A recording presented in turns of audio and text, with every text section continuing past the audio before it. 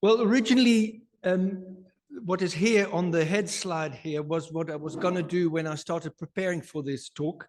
That's sort of the essential elements, logical inconsistencies, and empirical failures of Marxism, then capitalism's failures as the source of Marxism, continued attraction and reinvention, because that's what it is, and what to do about that. But in the end, I only talk about the essential elements, logical inconsistencies, and empirical failures. The rest needs to await. And so the talk will confine itself only to the following topics, which will most likely already be too much, but we'll give it a go. First, Marx's philosophy of history. You may have heard of that, dialectic materialism. We'll explain a bit about that. Then second, Marx's march towards communism, the economic law of motion of modern society.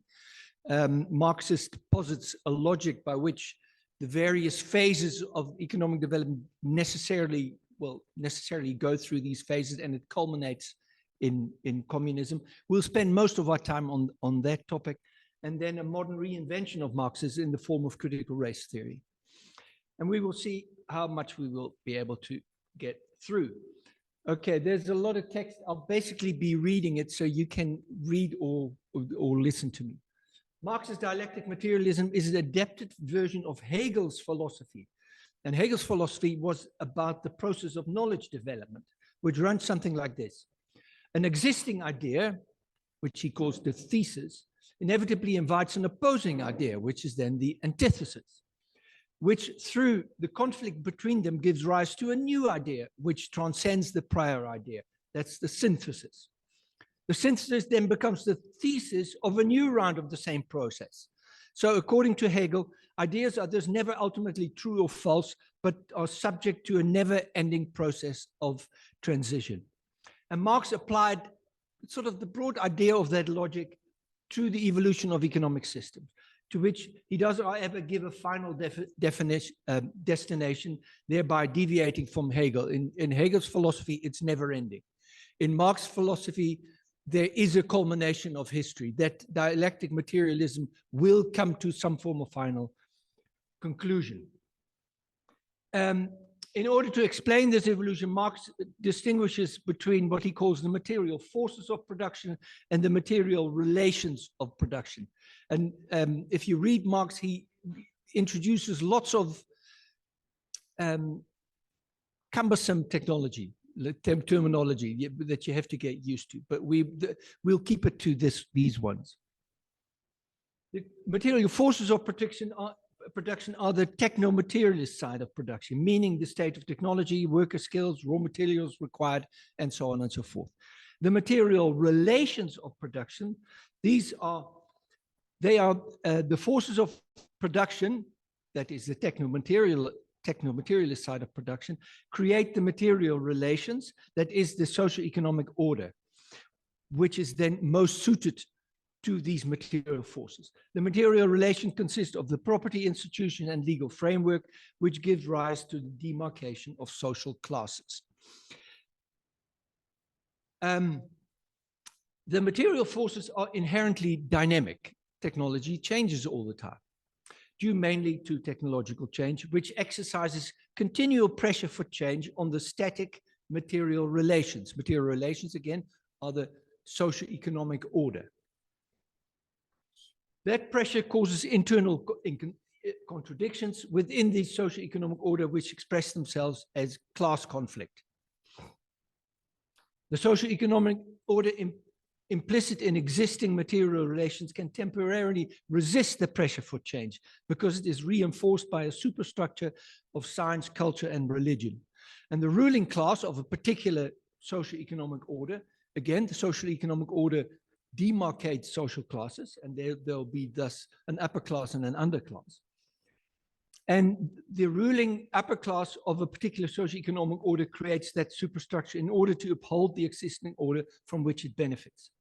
That is how religion is also the opiate of the people. You've probably all heard of that, preventing their true liberation from the oppression of the ruling classes. The ruling classes create an inertia to make sure that the change is not too quick, because then they lose their position. But in the end, class conflict is inevitable, giving rise to revolution of various degrees of violence, by which the new socio-economic order with new demarcations of social classes is birthed. That new social order then comes up against a changing material forces again. Technologies keep on changing, giving rise to a new round of class conflict, revolution, and the introduction of a new social order. That is how the economic law of motion, as Marx calls it, causes the one socio-economic order to give way to the next one, whereby Marx identifies the following progression of socio-economic orders in a historically deterministic process. First, primitive communism, that's sort of prehistoric times, we'll come back to that.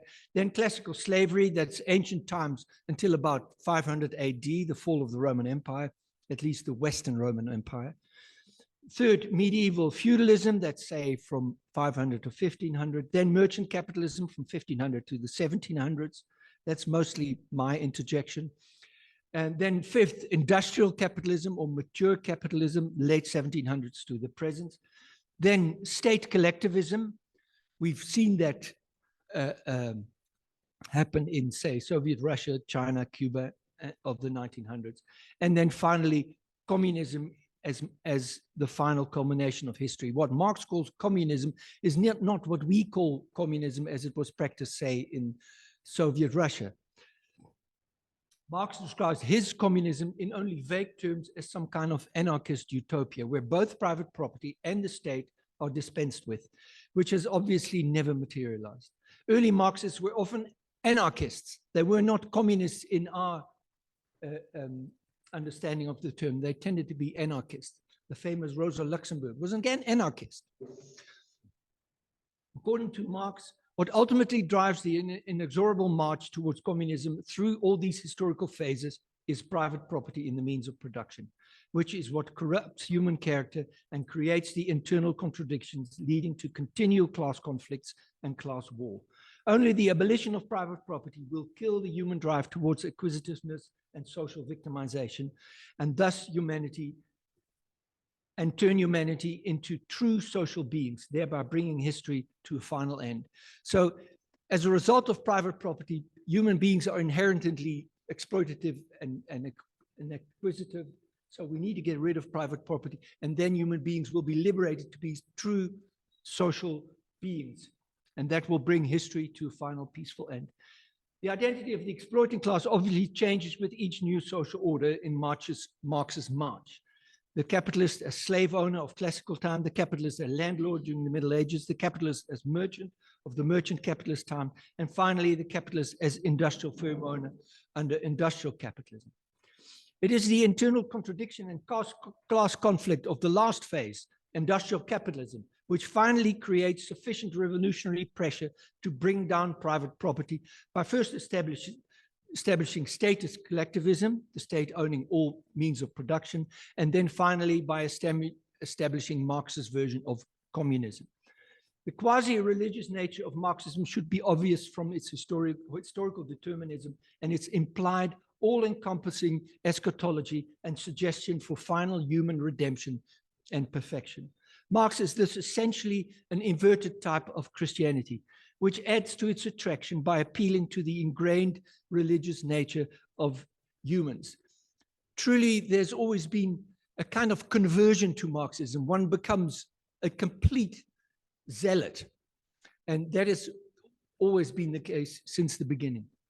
It may be worth a while to pay some detailed attention to Marx's march through these phases in socio-economic organization, which is of interest even if one does not subscribe to the strict logic of Marx's dialectic materialism. That is what we will spend, in fact, most of this talk on, although we will also be talking of some of the technicalities of a Marxist theory when we discuss industrial capitalism. As an introduction, let's list these phases again, which are fairly well recognized by non-Marxist historians too. Primitive communism, classical slavery, medieval feudalism, merchant capitalism, and industrial capitalism. Looking back, I've overly indulged myself and allowed myself to go into so much detail about these phases in Marx's march that this talk has almost become more of a lesson in history than a lesson in Marxist economics. But we will get to Marxist economics as well, time permitting. First, then, primitive communism, pre-modern times.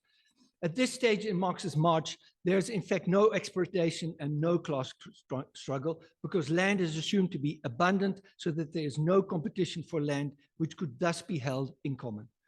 One imagined this to be applicable to the earliest of hunter-gatherer and agricultural economies. Because the efficiency of production was so low, Marx supposed each person to get just enough to survive, so there's no surplus value created. Because people created no surplus beyond what they needed for survival, Marx supposed that there was also no benefit to enslave people. But as soon as productivity improved, better hunter-gathering and better agriculture, and people became capable of producing a surplus over and above what they needed to survive themselves, and an economic incentive for slave-making arose in Marx's theory. That is when we enter the next phase in Marx's march, classical slave economies. Slave labor was an important, though far from the only engine of production in classical economies. In ancient Greece, the percentage of slaves in the population of a city-state like Athens is estimated to be between 20% and 50%. In Rome, it was about 30%. Slave ownership was a symbol of status and wealth for Greek and Roman citizens and freemen. The average small business artisan typically had 1 or 2 slaves helping him in his workplace, while a Roman senator could have hundreds of slaves for use in his household only, never mind plantation slave. Classical slavery was not race-based. Slave owners and slaves were of all races. Everybody slaved on everybody, depending on vulnerability. In ancient Greece and Rome, slaves were mostly sourced from the people of conquered territories, of which there were, of course, many. In the ancient world, it was also not uncommon for people to sell themselves into slavery for the security of food and shelter it offered, even at the price of a loss of freedom and vulnerability to abuse. Indeed, in the classical world, slaves were not always super badly treated. It all depended on the slave owner and whether they were used as house slaves or as plantation or galley slaves. Galley slaves, the worst, with the latter two obviously treated worst. Slaves could also be well educated. Prominent Roman families would often acquire some Greek slaves as educators for their children, since Romans considered being educated in Greek ways a mark of sophistication and civilization.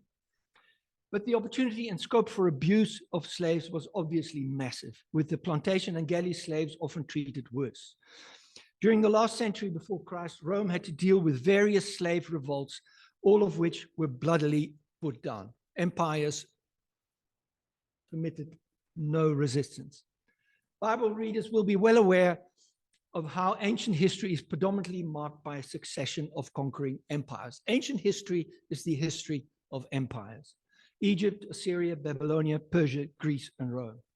But let's not be too negative about ancient empires. While they tended to be completely ruthless when their power and authority was challenged, they could offer a degree of stability and law and order for those willing to submit to their rule and pay their dues. Their dues, because tribute was typically exacted on conquered people, so they wanted their tax. And the famous tax collectors in New Testament times were people who collected tax for the Romans. They were the overlords. In addition, Greece and Rome made important lasting contributions in law, statecraft, mathematics, astronomy, philosophy, infrastructure. The Romans built roads throughout the empire on which Paul could travel, as well as architecture and art. And the Romans built a network of roads because that allows them to transport their armies quickly, which you need if you have a vast empire. If some revolt breaks out, you need to be quickly to where that happens. For that, you need roads. And before that time, roads were not there. And that means in rainy season, mud. You can't march armies easily through that. Now that we're on the topic of slavery, let's explore a biblical view. I couldn't resist this. This is a digression. One does not need to be a Marxist to regard slavery as inherently exploitative, or at least as highly conducive to exploitation.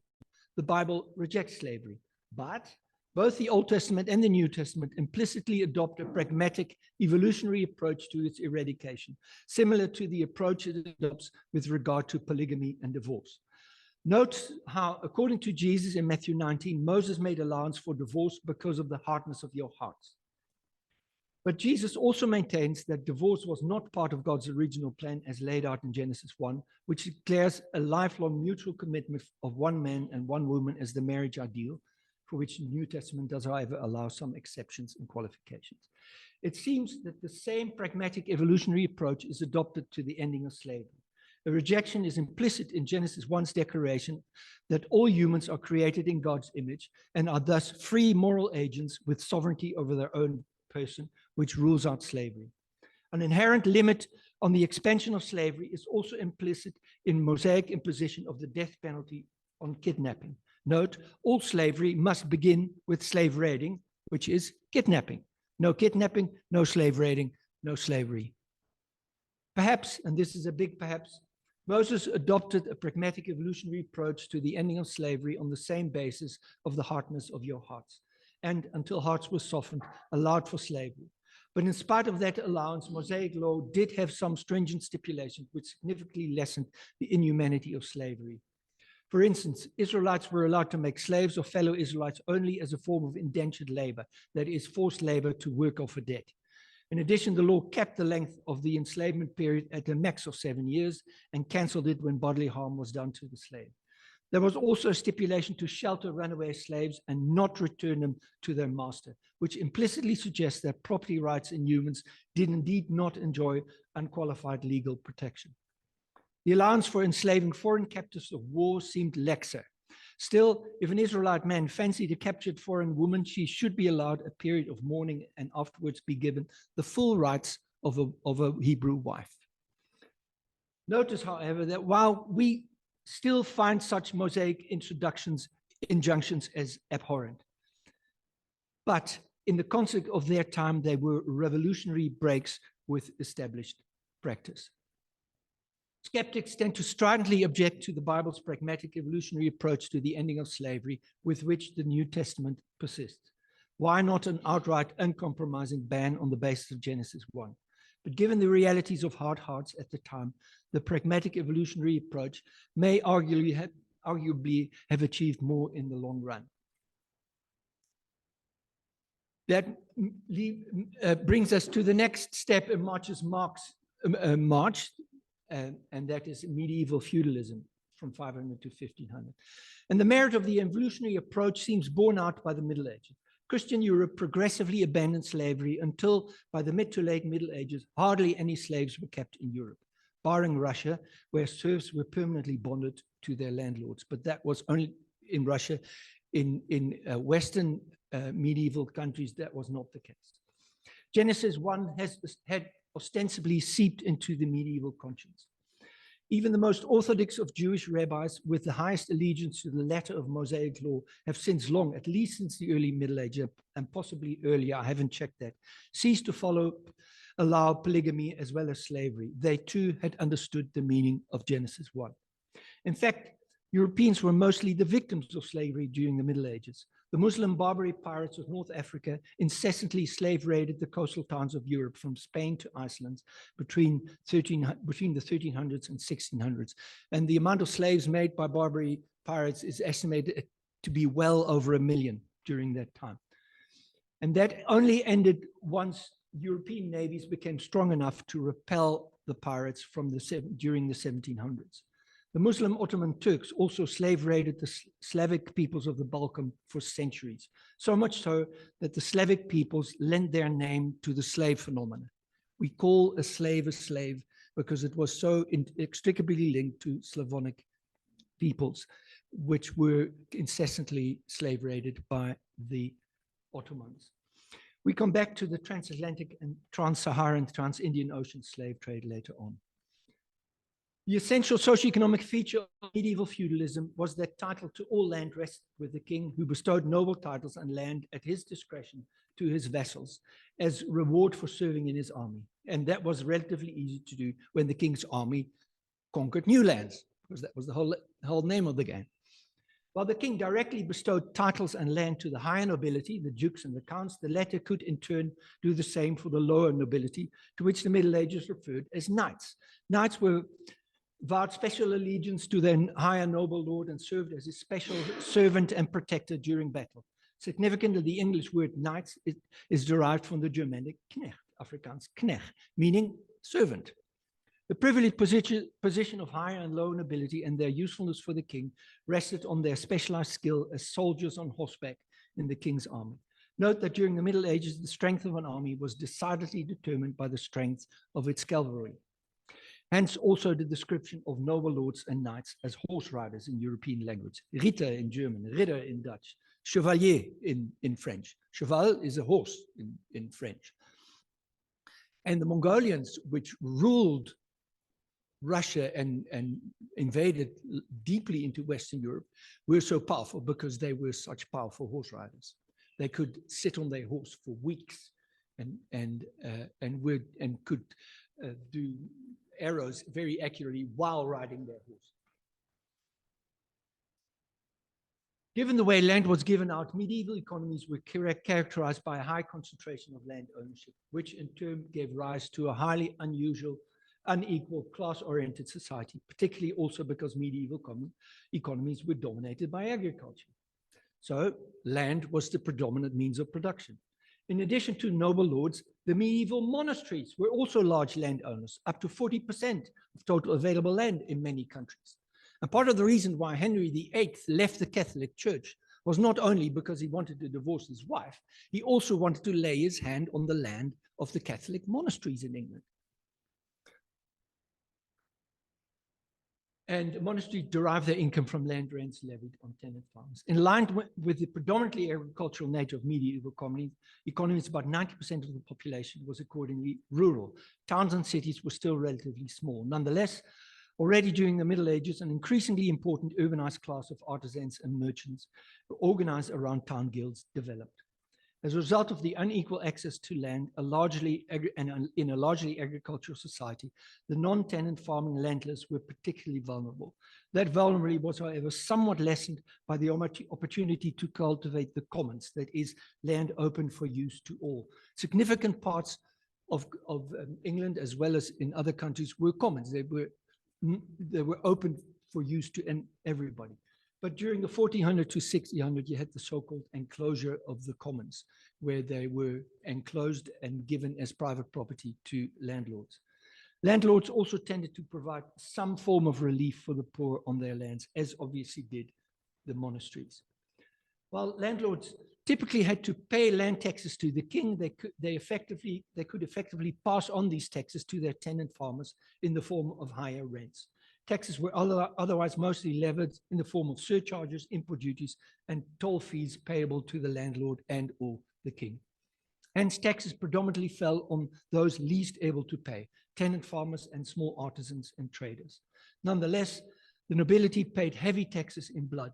Their fathers and sons were obligated to fight and die for the king in his many wars, which was a significant bloodletting. For instance, during the Battle of Agincourt, in 1415, that was during the 100 Years' War between England and France, the French lost 6,000 of their noblemen out of a total number of able-bodied noblemen of probably not much more than 25,000.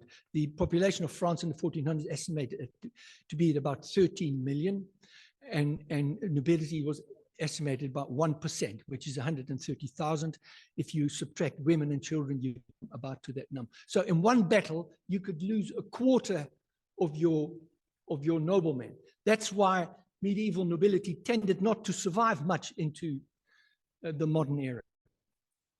Still, inspired by its dominant Christian worldview, the Middle Ages were the first to give the world hospitals and universities, in addition to magnificent cathedrals, partly run and financed by the church and partly by the state, king and landlord.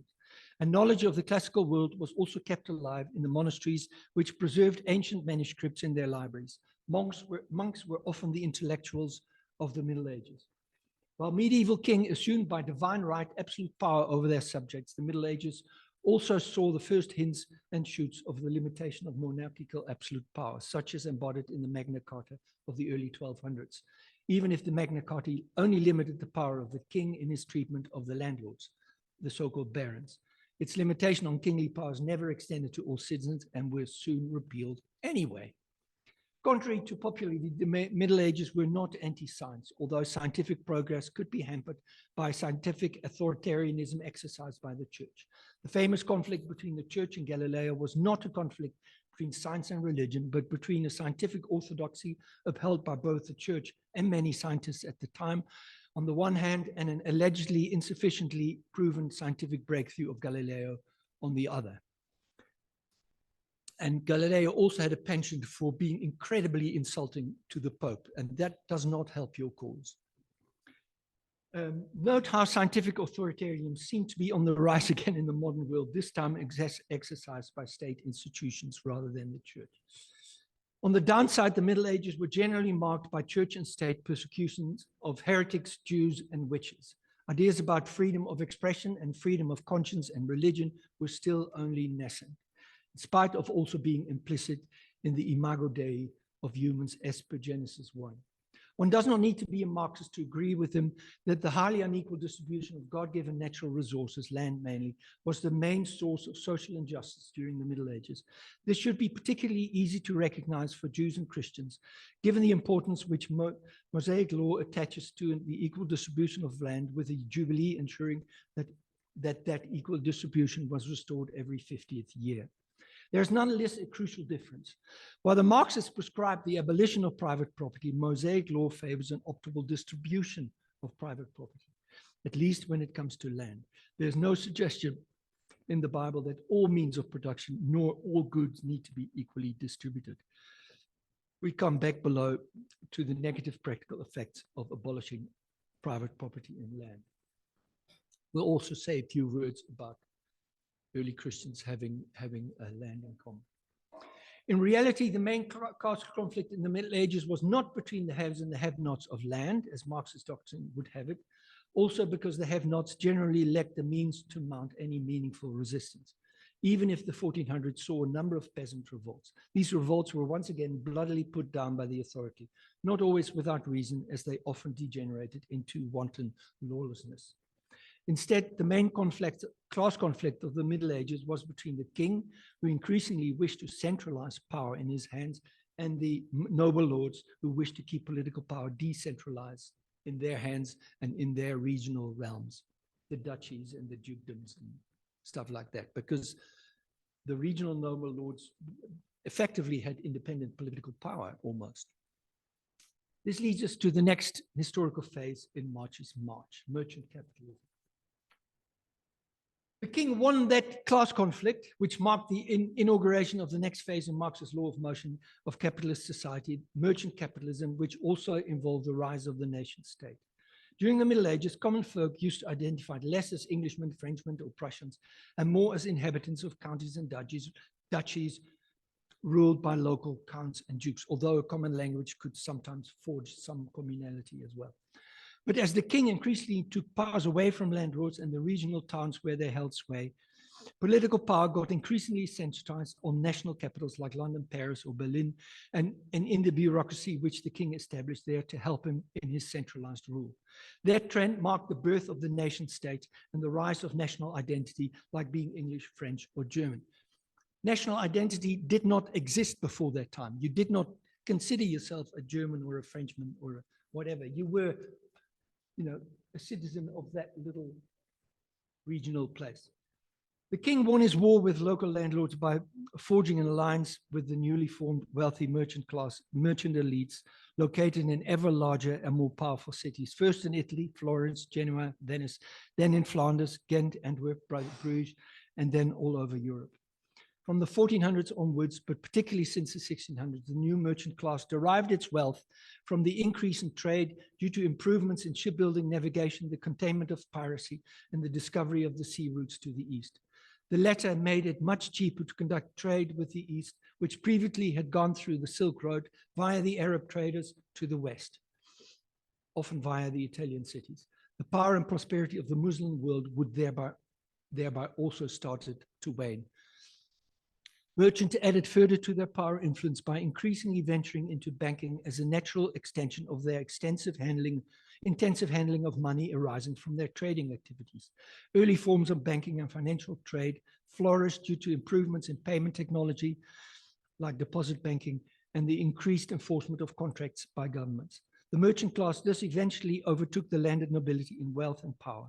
Economic power was now more derived from money capital than from land capital, important bridge towards in the next phase in Marx's march, as it was during the Middle Ages, even if significant power and prestige could still obviously be derived from land ownership. At the same time, the introduction of explosive and improvements in gun technology significantly lessened the importance of the horse rider in warfare, further undermining the position of the traditional landed nobility.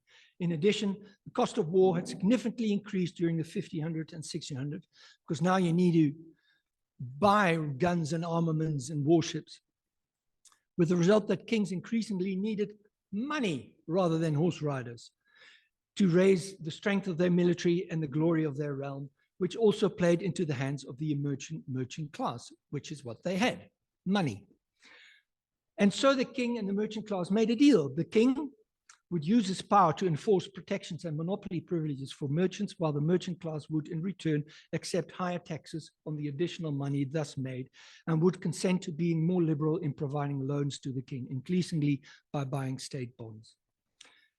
To staff his centralized bureaucracy, the king also had more need of able administrators, which he increasingly recruited from the merchant class used to run businesses. In compensation, the king would often give noble titles and land to the many originally merchant families too.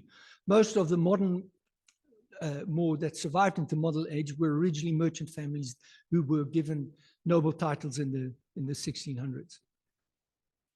This was the time of mercantilist economic policies, where through extensive import restriction and export subsidies, the king sought to maximize the inflow of precious metal coin through a surplus on the balance of payments into his realm, by which he sought to maximize his wealth and so indirectly his tax income. The early 1600s also saw the introduction of the merchant empires created around the chartered overseas trading companies, such as the English and Dutch East India companies. The state, as embodied by the king, gave such companies the privileges of corporate identity, the monopoly of trade with the East, and even the right to recruit their own army and introduce their own currency, all with the aim of facilitating their ability to establish a large network of trading posts all over the world, so as to enhance the glory and wealth of the king's realm. Some of these trading posts in both the East and the West would subsequently be turned into colonies during the early 1800s, after the chartered overseas trading companies ceased to exist and the state took over their assets. The merchant capitalist period was furthermore marked by progress in the rule of law, according to which both ruler and ruled are subject to law, thereby limiting the arbitrary exercise of power by the king.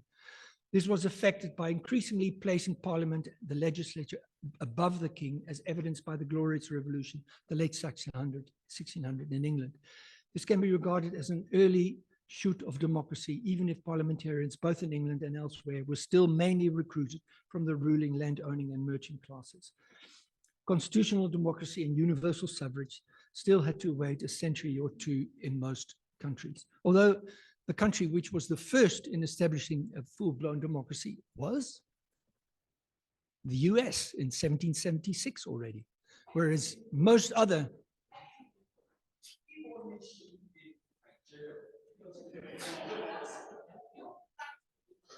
Oh, okay, we'll make a note.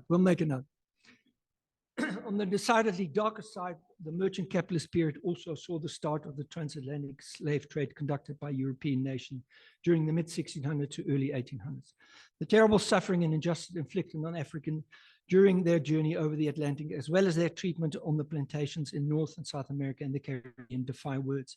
What made this slavery particularly pernicious was that it was race-based, which slavery had hitherto never been.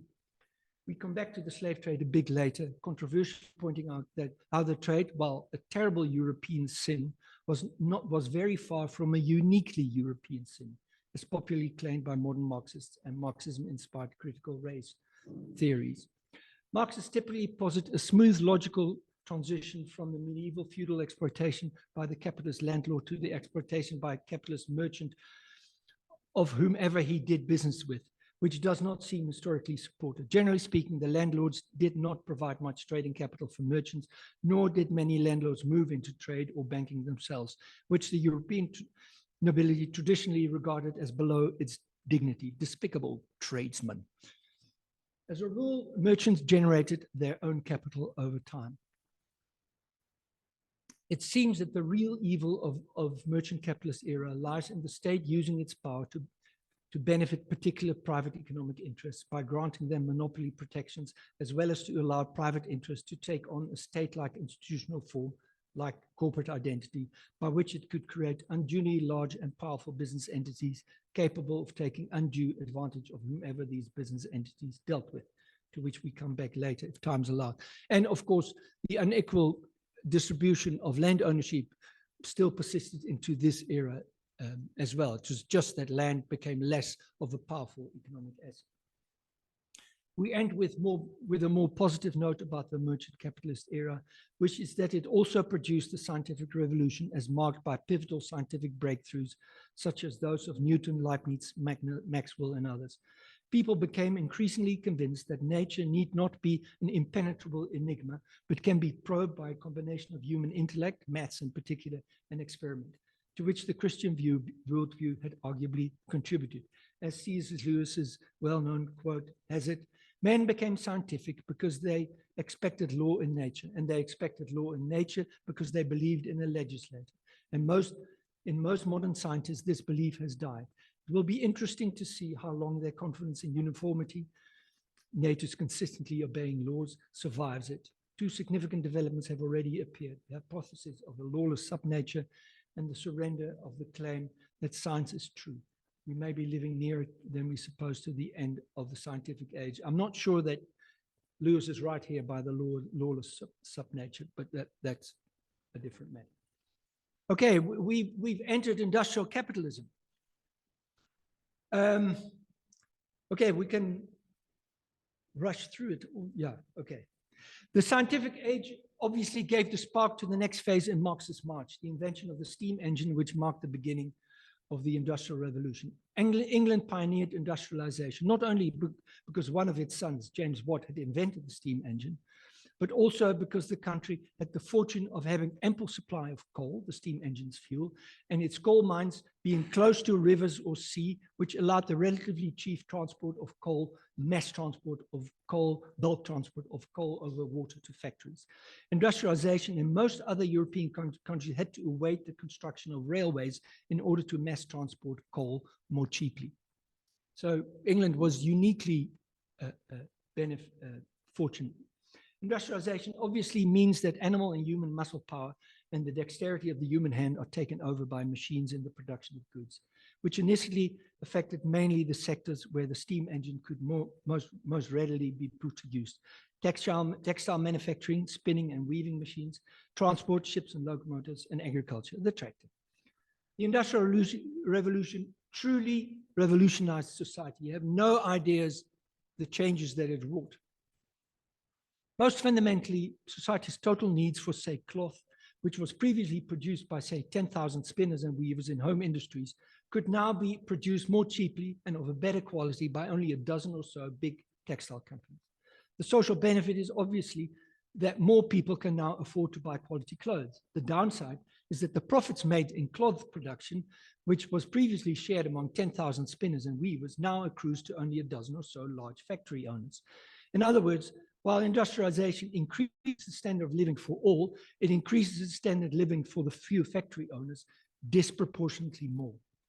This source of inequality is not due to exploitation. It is in the nature of things. The advantage of mechanized production cannot be had without it. Nonetheless, there were also factors which unnecessarily further amplified inequality, such as making the corporate form available to all firms, as well as by certain aspects of the money system, which we cannot go into here.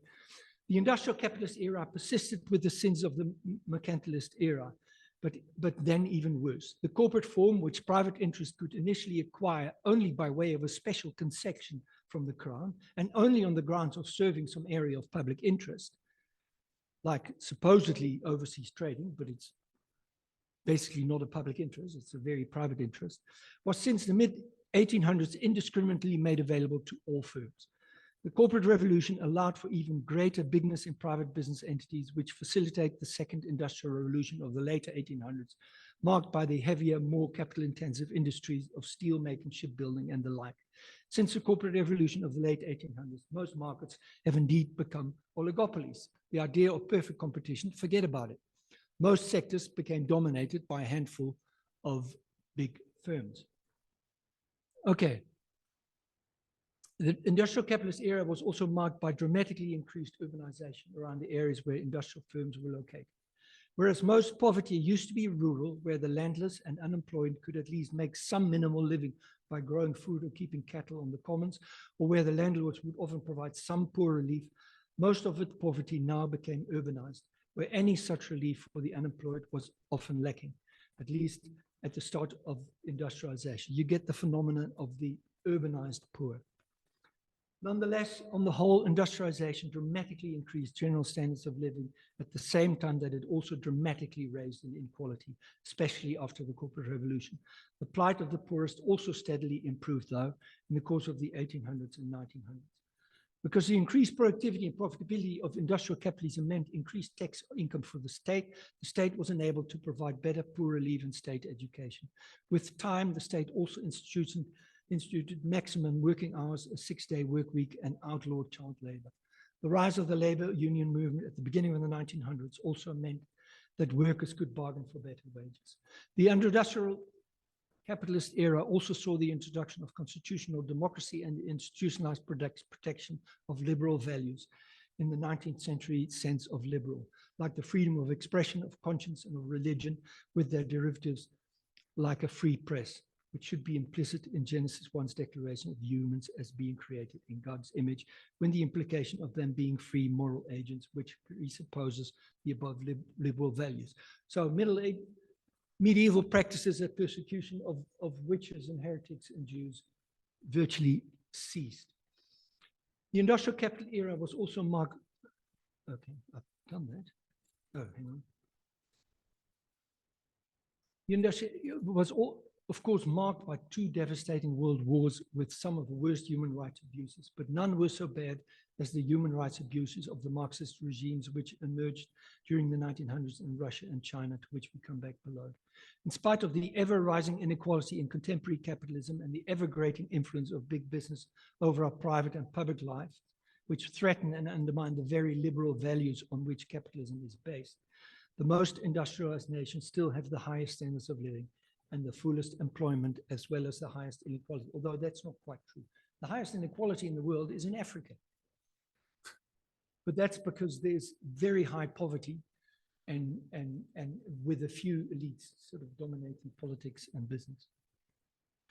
Industrial capitalism is obviously the social order about which Marx had most to say, because it allegedly produced internal contradiction of sufficient potency to generate a class war and revolution capable of eradicating private property, first through a statist collectivist revolution where all means of production are nationalized, as this happened in Russia, China, and Cuba. But once state ownership of productive resources had sufficiently de-habituated humans from their acquisitiveness induced by private property, statist collectivism would, according to Marx, spontaneously give way to communism, where both the state and private property could safely be abolished. How would the internal contradiction in industrial capitalism be created? The foundation stone is provided by Marx's theory of exploitation, which is rooted in his labor theory of value. The essential idea of the labor theory of value is simple, namely that surplus value, roughly profit, is exclusively created by labor, with the implication that all other factors of production are sterile. They create as much value as they cost. Let's go through the productive contribution which each of the traditional production factors make towards value creation: labor, capital, land, and entrepreneurship. According to standard economic theory, labor does the actual work of putting products together. Capital provides the money that gets tied up in the production process before outputs are sold and accepts the risk of not earning back that money. Entrepreneurship provides the ideas about selling opportunities and the organizational and management talent to turn such opportunities into profitable realities. And land, nature more generally, furnishes the material and energy inputs into production, as well as the land on which to stand while producing. Different names are given to the forms in which these production factors are rewarded. Reward for labor is typically referred to as wage, of entrepreneurship as salary, of capital as interest, and of nature as rent. Profit is not the reward for the contribution of any particular production factor, but accrues to the owners of a firm. Whatever the owners contribute is what profit is a reward for. As a minimum, owners must contribute at least some of its capital. One cannot own a firm without having contributed some of its capital. But owners of smallest firms typically also provide most of the entrepreneurship and often some labor too. The profit of such firms will then contain an element of interest, salary, and wage. The shareholder owners in large corporations typically provide only capital, with most of the entrepreneurship and labor being provided by hired non-owners. Corporate shareholders are therefore rewarded in interest only. The profit of firms active in primary sector, mining and agriculture will obviously contain an element of rent too. Given that, according to Marx, all non-labor factors make no contribution whatsoever, it follows that whenever a firm owner makes a profit, that profit is literally stolen from the workers, withheld what should rightly be theirs. Obviously, nobody denies that firms can and regrettably often do exploit their workers by paying them wages unfairly below their productive contribution. But that is not all what Marxism is about.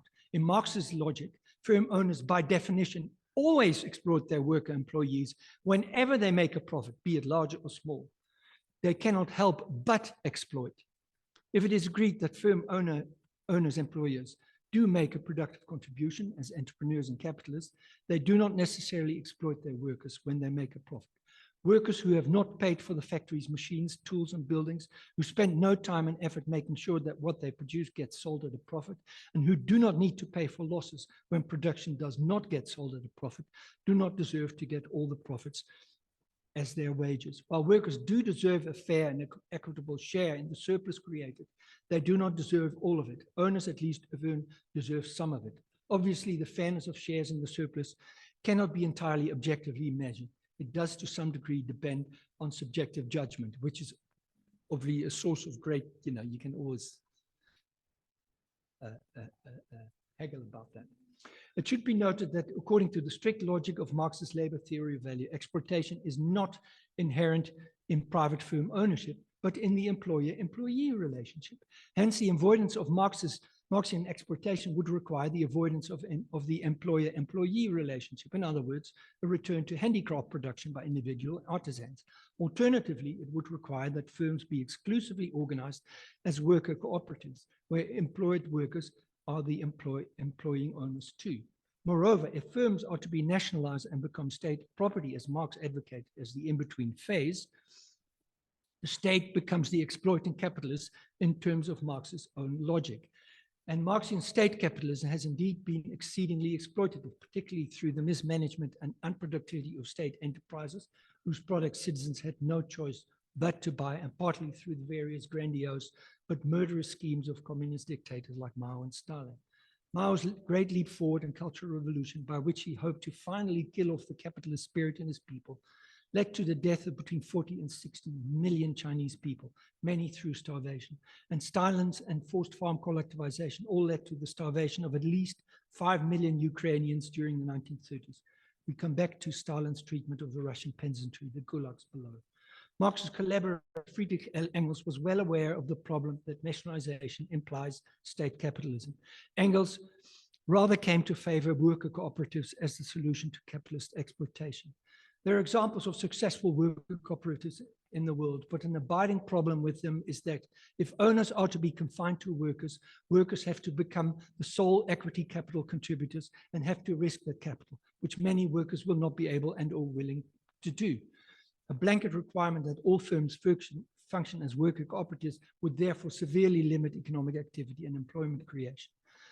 Marx further posits a process of falling capitalist profits, which he regards as the beginning of the end of industrial capitalism. A falling rate of capitalist profit is the result of the inevitably increasing mechanization, whereby machines progressively replace labor and unemployment rises. But because in Marx's scheme, only labor is productive and generates a surplus value beyond its own cost, the reduced labor intensity of production implies a reduced profit for capitalists. This obviously raises the question, why would capitalists mechanize if it reduces their profits? Marx's answer is that while mechanization reduces the profits of the business sector as a whole, individual firms can still raise their profits by staying ahead of other firms, by being the first to introduce new labor-saving techniques and machines, as well as by reducing the wage rate and expanding the working day for the ever-falling labor force. One is, of course, not certain whether that sufficiently answers the question. I won't go into that now. Anyhow, the end result is a rising immiserization of the proletariat and an increasing reserve army of the unemployed, which eventually revolt and overthrow the capitalist order in favor of what is now called communism. The process thus described is, of course, not borne out by how communist regimes typically came to power. First, the countries where communist revolution took place, like Russia, China, and Cuba, were still largely feudal agricultural economies rather than mature industrial economies, as Marx theory would have predicted. Consequently, the proletariat in these countries did not consist of an industrial proletariat, but an agricultural proletariat of peasant, tenant farmers, and serfs. And that proletariat was lured into joining the revolution under false promises, namely that the land of the feudal lords would be expropriated and given to them, which is precisely what did not happen. Instead, the land was nationalized, where peasants turned from being serfs of the landlord to being serfs of the state. When the Russian peasantry revolted under protest, Stalin had them killed by the millions. The mistake is fundamental. Marxism does not seek to distribute the means of production, but nationalizes them by putting them in the hands of the state. The famous Che Guevara was a scoundrel. He knew this, but he knowingly misled the Cuban peasantry to gain their support for the revolution, knowingly. Second, as with the French Revolution of the late 1700s, the communist revolutions were not set about afoot by the proletariat, as Marx had predicted, but on the whole by a small band of fanatical, often middle class and well-educated, but completely misled intellectuals. Same with the French Revolution. Revolutions are not set afoot by the downtrodden. They lack the means to do that. They are set afoot by intellectuals.